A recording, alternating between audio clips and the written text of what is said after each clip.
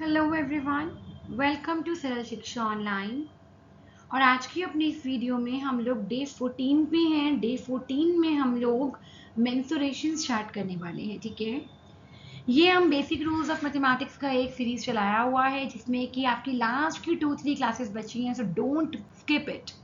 ठीक है, चलते यार।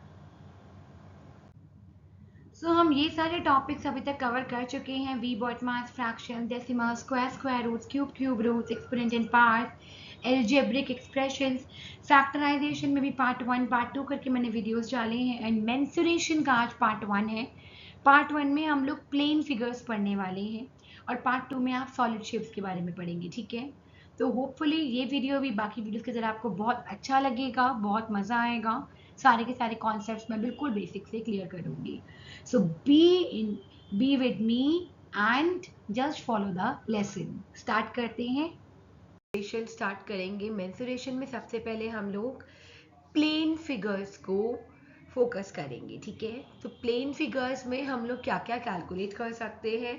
सो we can calculate their areas and the perimeters. Okay, तो हम लोग क्या क्या कवर करेंगे? एरियाज कवर करेंगे एंड उनके पेरीमीटर्स। प्लेन फिगर्स का मतलब होता है in a plane, in a 2D plane, right. 2D मतलब जिसका सिर्फ लेंथ हो और ब्रेड्थ हो। जैसे कि इस जगह पे मैं कुछ भी बना लूँ, चाहे मैं ये बनाऊँ, कोई कोई भी फिगर बना लूँ, रैंडम कोई भी फिगर, तो ये सब मेरी प्लेन फिगर्स हैं। ठीक है, अब उन प्लेन फिगर्स में हम क्या क्या चीज़ें कंसिडर करेंगे वो देखते हैं। तो हम लोग देखने वाले हैं स्क्वायर को, rectangle, triangle, parallelogram, trapezium, rhombus, quadrilateral, polygon, circle। वैसे तो ये सारे ही क्वाड्रिलेटरल थे आपके, square, rectangle, parallelogram, trapezium, rhombus, ये सब आपके क्वाड्रिलेटरल हैं। लेकिन अगर रैंडम क्वाड्रिलेटरल कोई आ जाता है जो कि इसमें से कुछ ना हो, तब क्या करेंगे उसमें? ठीक है, ऐसे ही पॉलीगन मैंने लिखा, तो पॉलीगन भी कोई भी पॉलीगन हो। अब अगेन आप बोलेंगे ट्राइंगल भी तो पॉलीगन है, स्क्वायर भी पॉलीगन है, तो यस, बट अगर इनसे हटके कोई पॉलीगन आ जाता है तो कैसे कैलकुलेट करेंगे उसका एरिया या perimeter? And then finally we will discuss about the circle. चलते हैं आगे वन बाय वन। तो पहला आता है स्क्वायर। नाउ वैसे तो हम लोग इन चीज़ों को डिस्कस कर चुके हैं, बट क्या होता है स्क्वायर, क्या होता है रोम्बस, वो भी मैं साथ साथ डिस्कस करती जाऊंगी। तो स्क्वायर होता है एक ऐसा पॉलीगन जिसकी चारों साइड्स इक्वल है, और उन साइड्स को मैं ए नाम दे दूंगी। ठीक है, this is a, this is also a, this is also a, this is also a, right. तो इसमें एरिया हो जाता है हमारा, एरिया ऑफ स्क्वायर इज, ध्यान रखेंगे आगे मैं कहीं भी एरिया की जगह ए लिखूंगी, और जब भी होगा पेरीमीटर, पेरीमीटर की जगह हम पी लिखेंगे। ठीक है, तो area of square is a square. ठीक है, area will be A square and perimeter is, बेटा पेरीमीटर क्या होता है? Perimeter is just the length of the boundary. Perimeter कहीं भी आप निकालते हैं तो it is length of boundary. तो आप सिंपल सारी साइड्स को ऐड कर सकते हैं, बट क्योंकि हमें पता है सारी साइड्स स्क्वायर की ए हैं, तो we can write 4 into a। तो here we get two formulas, a square for area and for perimeter it is 4 times a। चलते हैं आगे। नेक्स्ट आता है रेक्टेंगल। रेक्टेंगल हमारा एक ऐसा क्वाड्रिलेटरल है, या एक आप बोल सकते हैं ऐसा पैरेललोग्राम है जिसकी ऑपोजिट साइड्स इक्वल है एंड एंगल 90 डिग्री है। ऑपोजिट साइड्स तो इक्वल हर पैरेललोग्राम में होती है, बट एंगल सारा क्या है? 90 डिग्री है। तो रेक्टेंगल में हम यहाँ पे L ले लेते हैं, L is the length and B is the breadth. तो इसका एरिया हो जाता है L मल्टीप्लाइड बाय B, और पेरीमीटर हो जाता है, आप देखिए पेरीमीटर में सबको ऐड करेंगे तो आपके पास L आएगा 2 टाइम्स और B भी आएगा 2 टाइम्स, तो फॉर्मूला हो जाता है 2L + B। वेरी इजी, चलते हैं आगे। नेक्स्ट आता है ट्रायंगल। तो ट्रायंगल में हमारे पास एक ऐसा पॉलीगन होता है जिसमें कि 3 साइड्स होती हैं। वो तीनों साइड सेम भी हो सकती हैं, जहाँ पे हम जिसको बोलते हैं इक्विलैटरल ट्रायंगल। ठीक है, तो वो इक्विलेटरल ट्रायंगल भी हो सकता है और वो स्केलन भी हो सकता है, राइट। स्केलन मतलब तीनों साइड्स डिफरेंट भी हो सकती हैं, आइसोसेलेस भी हो सकता है। तो इक्विलेटरल के लिए हमारे पास एरिया का फॉर्मूला होता है √3/4 a²। अगर कोई एक रैंडम आपके पास ट्रायंगल आया है, रैंडम मतलब आपको नहीं पता है वो कैसा है, बट आपको उसका एक साइड पता है जिसको हमने बी बोला, और उसकी हाइट पता है, हाइट मतलब उस बी बेस पे ऑल्टीट्यूड की लेंथ पता है आपको। ये ऑल्टीट्यूड वगैरह क्या होता है, मीडियन क्या होता है, इक्विलेटरल ट्रायंगल एंड ऑल क्या होता है, वो सब मैं आपको समझा चुकी हूँ ऑलरेडी, जिनके लिंक आपको यहाँ पे शो हो जाएंगे अभी। तो ऐसे ट्रायंगल में एरिया होता है half into base into height. तो ये हर ट्रायंगल के लिए वैलिड है, ठीक है। ये वाला फॉर्मूला जो है वो आपका मेन फॉर्मूला है, ये हर ट्रायंगल के लिए वैलिड है। बस ध्यान रखना है जो आपने बेस लिया है उसी के ऊपर का ऑल्टीट्यूड का लेंथ h है, राइट। नाउ अगर आपके पास सपोज ऐसा आपको बेस और हाइट नहीं गिवन है और आपके पास तीन साइड्स गिवन है, सपोज ए बी एंड सी, तो उस केस में हम लोग हेरॉन्स फॉर्मूला लगाते हैं। उस केस में हम हेरॉन्स फॉर्मूला लगाते हैं और हेरॉन्स फॉर्मूला में हम लोग सबसे पहले एस कैलकुलेट करते हैं which is semi perimeter. Semi perimeter कैसे कैलकुलेट करेंगे, semi perimeter is half of the perimeter. तो पेरीमीटर क्या होगा, a+b+c/2 इज सेमी पेरीमीटर। तो उसमें एरिया ऑफ ट्राइंगल हो जाता है √s ब्रैकेट में s minus a multiplied by s minus b multiplied by s minus c। और इस तरह से आप एरिया निकाल सकते हो। क्लियर है।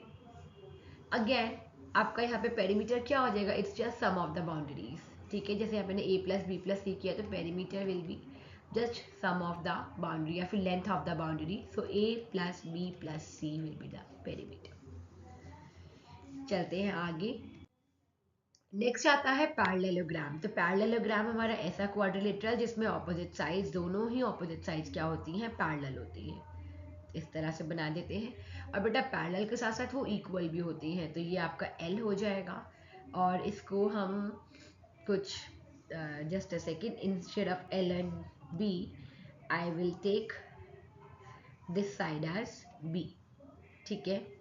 अगर ये B लिया है मैंने तो इसी पे सामने वाले वर्टेक्स से मैं एक ऑल्टीट्यूड ड्रॉ करूंगी, उसको मैं H बोल दूंगी, ओके।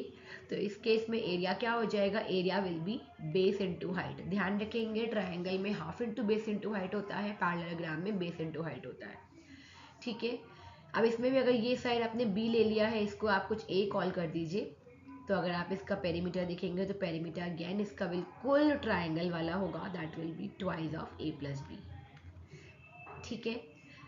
चलते हैं आगे। ट्रेपीजियम, ट्रेपीजियम में एरिया का फॉर्मूला क्या होगा, देखो पेरीमीटर में बार बार नहीं बताऊंगी बिकॉज आपको पता है उसमें कुछ नहीं है, just length of the boundary, ठीक है। अब ट्रेपीजियम में दो साइड आपकी पैरेलल होती हैं, तो इसमें ये वाली साइड और ये वाली साइड पैरेलल ले लेते हैं। तो बेटा एरिया का फॉर्मूला होता है इसमें half into sum of parallel sides, sum of parallel sides into distance between them. Distance हमेशा परपेंडिकुलर लेते, so perpendicular distance between them, perpendicular distance between them. जब भी हम डिस्टेंस के बारे में बात करते हैं वो हमेशा परपेंडिकुलर ही होता है, ठीक है। तो अब क्या हो जाएगा, अगर मैं सम ऑफ द पैरेलल साइड्स, तो यानी कि इसको मैं b1 एंड b2 ले लूँ और इन दोनों के बीच में जो हाइट है उनको हम h ले लेते हैं, ठीक है। तो ये हो जाएगा half into b1 plus b2, b1 plus b2 into h, so that will be area of the trapezium. आगे चलते हैं। तो next will be rhombus. Rhombus क्या होता है, रोम्बस क्या होता है, रोम्बस एक ऐसा पैरेललोग्राम हो गया जिसकी सारी साइड्स इक्वल हो गई, ठीक है। All the sides are equal. अब रोम्बस में हम दो डायगोनल बना देंगे, एक d1 एंड हियर d2। तो रोम्बस का एरिया हो जाता है half multiply by d1 into d2। अब क्योंकि रोम्बस है तो एक पैरेललोग्राम ही, तो सपोज अगर आपको उसका भी एक बेस दिया हो और यहाँ पे हाइट दिया हो तो आप उसका एरिया बेस इंटू हाइट से भी निकाल सकते हैं। ऑल्सो कई बार रोम्बस में आपको साइड नहीं निकालनी होती, कई बार आपको डायगोनल दिया होता है साइड निकालनी होती है, तो उस केस में हम क्या करते हैं, हमें ध्यान रखना है रोम्बस की जो डायगोनल्स होती हैं वो परपेंडिकुलर बाइसेक्टर होती है, ठीक है ना। रोम्बस के डायगोनल्स परपेंडिकुलरली एक दूसरे को बाइसेक्ट करती है। तो यानी कि यहाँ पे ये 90 डिग्री का एंगल बनता है। तो आप कैसे भी करके यहाँ पे पाइथागोरस थ्योरम लगा के इसकी साइड निकाल सकते हैं। सपोज आपको डायगोनल 1 पूरा गिवन था, तो ये d1/2 हो जाएगा, इतना इतना पोर्शन, और ये आपका d2/2 हो जाएगा, राइट। तो ये वाला आपका पाइथागोरस थ्योरम से, बिकॉज ये आपका हाइपोटेन्यूज बन जाएगा, तो ये आपका पाइथागोरस थ्योरम से निकल सकता है। तो ऐसे कुछ क्वेश्चन आ सकते हैं रोम्बस के अंदर। चलते हैं आगे। और नेक्स्ट हमारे पास, now I am talking about a normal quadrilateral. Quadrilateral मतलब वो कैसा भी हो सकता है, it cannot be, it can be trapezium or different from trapezium, है ना। इट, या फिर आप, मुझे लिख रहा है ये ट्रेपीजियम भी नहीं है, पैरेललोग्राम भी नहीं है, कुछ भी नहीं है। तो ऐसे में हम लोग क्या करेंगे, सपोज हमें एक अगर डायगोनल गिवन है, इस डायगोनल पे हम दो ऑल्टीट्यूड ड्रॉ कर लेंगे फ्रॉम द ऑपोजिट वर्टिसेस, ठीक है। तब यहाँ से इस पे ड्रॉ करेंगे तो ये कुछ ऐसे बनेगा यहाँ पे। तो suppose this is H1 and this is H2। तो ये हमारे पास इसका एरिया हो जाएगा, बिकॉज देखिए दो ट्रायंगल बन गए हैं, राइट। तो दोनों ट्रायंगल का सम करेंगे तो half into base into height and plus half into base into height. तो यहाँ पे आपका हाफ इंटू D1 कॉमन आ जाएगा और ब्रैकेट में आ जाएगा H1 प्लस H2। ध्यान रखेंगे ये H1 H2 क्या है, ये ऑल्टीट्यूड्स है ऑन द सेम डायगोनल, ठीक है। ऐसे मैंने आपको बोला रैंडम पॉलीगन, तो पॉलीगन अब सपोज ऐसा करके बहुत अलग सा एक पॉलीगन बन ऐसा सा मिल गया है आपको। अब आपको बोला इसका एरिया निकालने के लिए, तो हम इसको ना सेवरल ट्रायंगल्स में या जो हमें पता है उसमें डिवाइड कर सकते हैं। तो आप देख रहे हैं ये इस तरह से मैं इसको डिवाइड कर दूंगी। तो ये मेरा पूरा एक ट्रायंगल हो गया, ये एक ट्रायंगल हो गया, ये एक ट्रायंगल हो गया, ये एक ट्रेपीजियम टाइप लग रहा है, राइट। इन सबका एरिया अलग अलग निकालेंगे और उन सबको ऐड कर देंगे and then we get the area of the polygon. Very good. और लास्ट हमारे पास आता है सर्कल। तो सर्कल में हम समझेंगे सर्कल में क्या होता है। सर्कल में, तब सर्कल के अंदर वी हैव अ सेंटर, एक सेंटर होता है जिससे कि हमारे पास जो सर्कल के जितने पॉइंट होते हैं वो इक्वल डिस्टेंट होते हैं, और उस डिस्टेंस को वी कॉल रेडियस, राइट। तो this is O is centre and suppose R is radius. तो जो एरिया ऑफ सर्कल होता है that is pi R square. तो अच्छा, R हम दोनों सेम ले लेते हैं, तो it will B R only, small r। तो पाई आर स्क्वायर।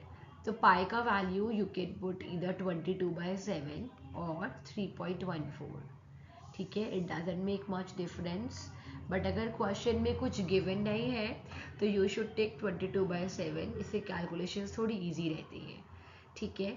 अदरवाइज क्वेश्चन में गिवन है तो वहाँ पे 3.14 भी गिवन हो सकता है, तो वो आप ले सकते हैं।